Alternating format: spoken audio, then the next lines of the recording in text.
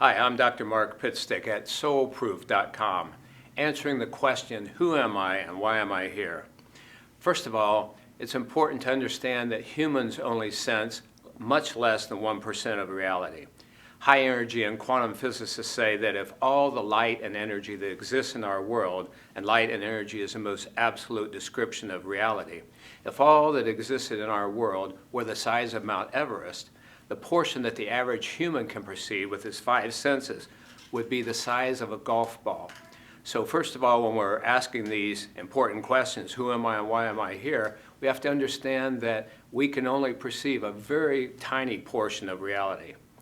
Secondly, our time on Earth, even if a person lives to 100 years of age, is actually a nanosecond amidst infinity. In other words, eternity is forever, no beginning and no end. And so we need to understand that we're eternal beings, and this life here on Earth is just a blink of an eye. And that helps make more sense, for example, when people suffer, when people go through great hardship, when they're paralyzed, like many of the clients I've worked with and patients over the years. Yes, it's tough, but it's also just a blink of an eye in a span of forever. And if it results in learning and growing and also serving others, it's well worth it. Having given you that foundation, who am I? Who are you? You're a being of consciousness, energy, spirit. You're an eternal soul. You're part of source energy. You're part of God.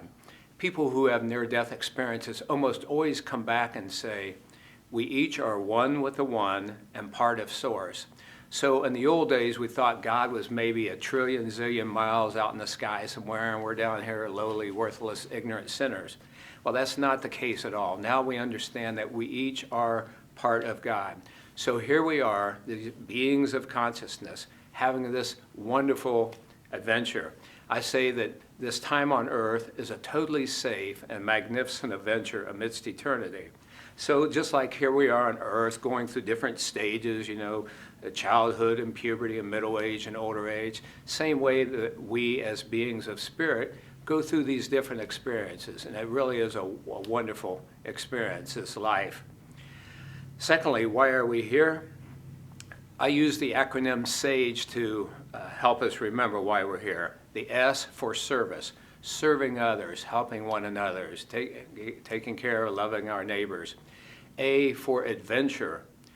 Life is full of adventures, and that's one reason we like Star Wars and Knights of the Round Table and all these adventure stories where the heroes or heroine are fighting the dragons or going through insurmountable odds, because that's part of what we're doing here. We're going through adventures, whether it's facing cancer or whether it's going through tough times.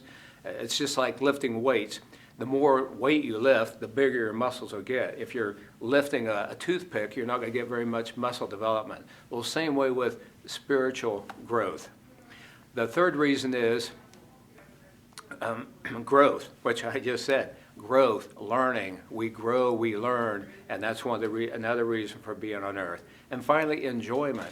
There are exquisite pleasures that are involved on Earth that aren't available in other dimensions. Some dimensions were formless. There's no human body.